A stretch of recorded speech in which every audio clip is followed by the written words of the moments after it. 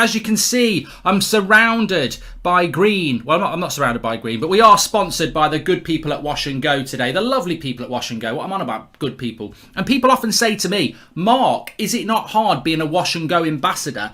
And I always have to reply to them like this. Being a rocket engineer is hard. Just ask Elon Musk. Being Manchester United manager is hard. Just ask the 4 managers that have taken over since Sir Alex Ferguson. Being an NHS worker, that's hard. Heroes.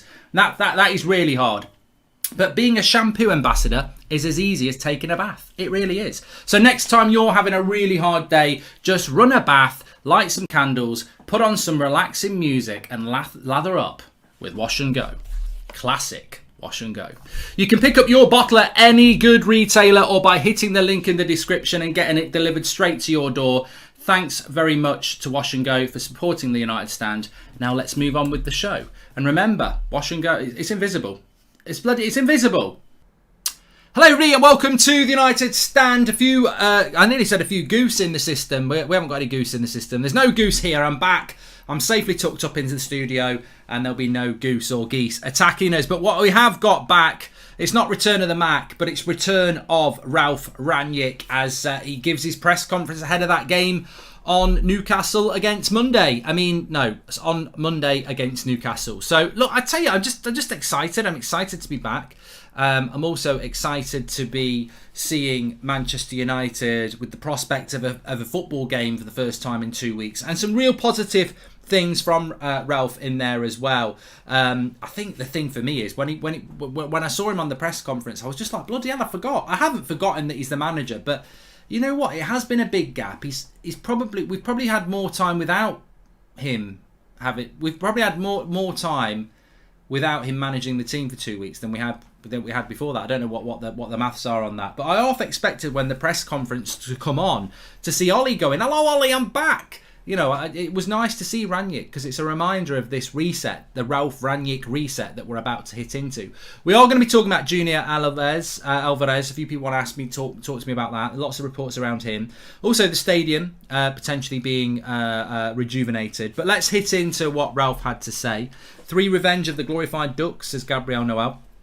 Anyway, look, let's get into it. So, first things first, lovely to see Ralf Rangnick. Lovely to see the prospect of Manchester United playing on Monday. I know some of you don't live in the UK, so let me give you a little bit of a background of what's going on. There is a managerial meeting going on today amongst Premier League managers. We don't think this is anything to do with having games suspended. It's more to do with 5 substitutes, which Rangnick was asked about.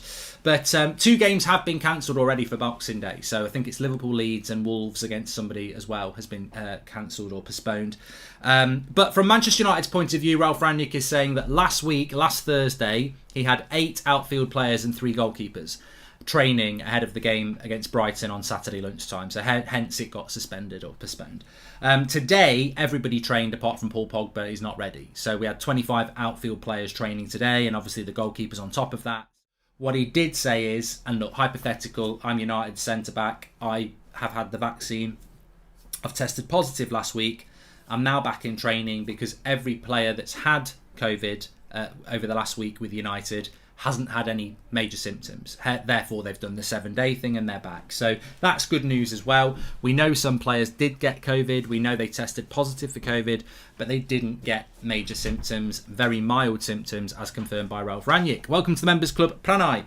So, yes, and he said, look, most, if not all, will be available for the Newcastle game, and that's except Paul Pogba. So he's going to have big decisions to make. I mean, look, we'll talk about that on the preview tomorrow, but he's going to have big decisions to make because you can only take a squad of 11 players and is it 9 subs, so a squad of 20, and we're going to talk about how that will change in the future. But certain players are going to get left out, and I think that's that's a good thing if you're Cavani and Varane, but it's a bad thing if you're one of those players that Eric Bailly was probably quite close to starting. In many people's minds, Rangnick's first game because he played so well against Chelsea, and obviously Carrick dropped him for the Arsenal game, but that was a bit unfair. With Varane back now, Eric Bailly goes from being a centre-back that played so well against Chelsea probably deserved to be starting to be in fourth choice again. So there are players that will not benefit from this extended break, but it is what it is. And we will benefit as a squad and as a fan base and as a club, because there's nobody really out now that we didn't expect, which was Paul Pogba. Merry Christmas to everyone, says Connor West. I hope you have a nice one. What a lovely message from Connor. So he was asked about the welfare of the players, and there is a manager meeting. And just to summarise some of the things that Rangnicks said, he said, look, 5 subs would be ideal. This happens in the continent. This is something that's being discussed in the managers' meeting today. It could get ratified very, very quickly. We've heard Jordan Henderson, who's very vocal as a captain of Liverpool and representative basically of other captains, and he said the welfare issue is an issue. To be fair, Rangnicks said, look, he's very much looking forward to managing Manchester United over the festive period, because this is very unique to the UK. Obviously, a lot of countries have a shutdown over the winter break anyway. Oh, excuse me. But the Premier League and the English football, the festive football period is very much part of our tradition. And Rangnick basically said he wouldn't want that to be tampered with. He's very much looking forward to it. But what he would like to see, because he was asked about welfare and changes, he said, look, 5 substitutions would be massive, because it allows you to protect players' welfare, because, when you're only making 3 subs, if you can make 5 subs, you protect player welfare, but you also get to give more players game time, which when you've got a big squad like Rangnick's got, 5 subs would be key. It'd be very interesting to see if the 5 sub thing comes in, because 5 substitutes for Manchester United would be really, really good, because we've got lots of players like your Donnies. There's loads of players that we can use, even Eric Bailly, people like that. But there'll be a lot of Premier League clubs that vote against it because they don't have the squads that the top teams do. So, it's an advantage for the big teams, but it's a disadvantage for the teams like Burnley, who don't really have 5 good players on their bench, etc. And I'm just using Burnley as an example. So there will be some that vote against it, but to be honest, from a logical point of view, these players are playing a lot of football, and they're going to have to play a lot of football again, because we're going to get more postponements, and we've already had them. So 5 subs till the end of the season, or even as a permanent thing, is probably worth it. Is Rangnick assistant coach having to isolate, or will we in the dugout, says Mikel Roach? Well, he was at Carrington yesterday, this new coach, who I forget the name of straight away.